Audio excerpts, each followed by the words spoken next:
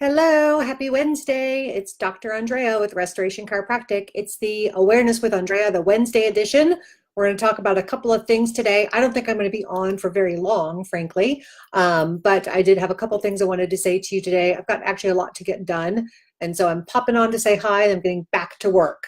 I want to talk to you about discernment. This is a lesson that was taught to me by Sean Dill. He's one of my mentors. And basically, he always says, look, you have to be careful who you're taking advice from.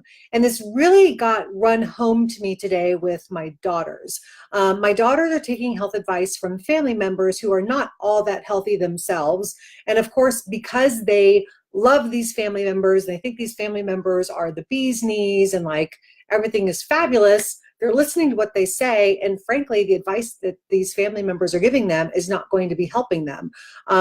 So you have to be kind of careful who you take your advice from. So if you're taking financial advice from somebody who does not have all of their debts handled and are not wealthy, then that's probably not someone you want to take financial advice from. If you're taking health advice from somebody who is on high blood pressure medication or has type 2 diabetes, that's probably not somebody you want to take health advice from. If you're taking parenting advice from somebody who doesn't actually have any kids, they just know what other parents are supposed to do, that's probably not someone you want to take parenting advice from. So I really want you to understand this concept of discernment. Discernment is the person who's giving you the advice actually qualified to do so? And I will tell you, there are very few people who can hold a candle to health advice compared to me. Like, that has been my entire life now for over 20 years. I've been in practice for 17 years. I've helped thousands of people handle chronic conditions.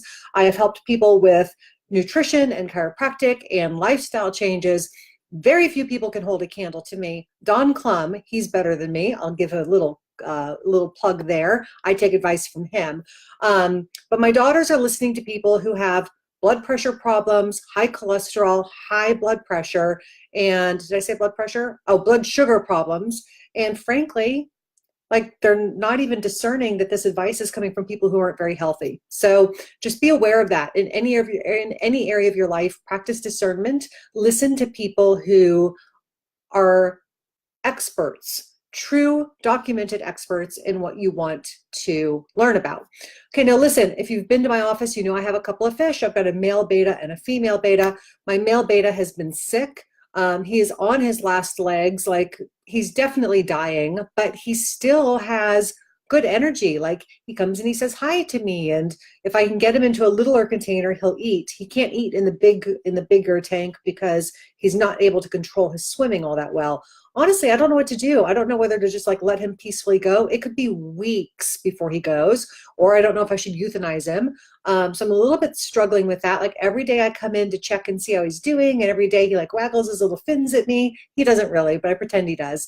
But I'm just sad, right? Like, he's been with me since I opened this practice, and I'm afraid he's not going to be with me for that much longer. So I'm trying to decide what to do.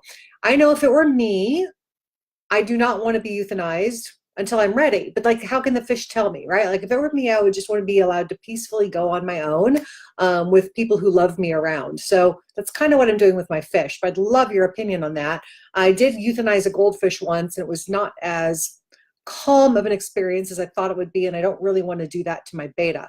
So we'll see what happens. If you know why something is happening, then you can fix it. And I think this is a concept that our society seems to have completely forgotten. Like, people forget that there's a reason for everything. Like, things don't just randomly happen. Okay, well, yes, things do randomly happen because people are crazy. But if we're looking at like cause and effect, there's almost always a cause to an effect. And people confuse what the cause is. They forget that there's a reason that something is happening. And if you can figure out what that something is, then you can solve the problem. So I always like to say that whatever's happening in your life, whether it's physical or emotional or spiritual or mental, that is all happening for a reason, and you have to figure out what that reason is. So I'll give you an example. Let's say that you're fighting with your husband all the time, all right? There's a reason for that. And the reason is probably not that your husband's a jerk. It's probably not that you are, super busy and you don't get to connect. I mean, sure, of course, those things factor in. But the reason is you guys have simply forgotten how to communicate most of the time. Or you have, yes, Katie, see, everything happens for a reason. Or you are maybe doing some things that you shouldn't be doing, like you're hanging out with your girlfriends and you're talking bad about your husband to your girlfriends, and so because you're doing that, you don't want to really talk to him because you know that you shouldn't be doing that. Everything happens for a reason. So if you can solve the why, if you can figure out the major why to any problem, you can solve it. Let's take blood pressure, for example. Okay, I've talked about this before. The kidneys control the blood pressure. I know people are like, what? I thought it was the heart. No, it's the kidneys. The kidneys control the blood pressure. The kidneys are constantly filtering the blood. And when they recognize that the flow of blood through the kidneys has dropped for some reason, then they will send a hormone up to the pituitary or some part of the brain, I think it's the pituitary, that will then send a message down to the heart to say, look, we need to increase the blood pressure, and then the blood pressure will increase.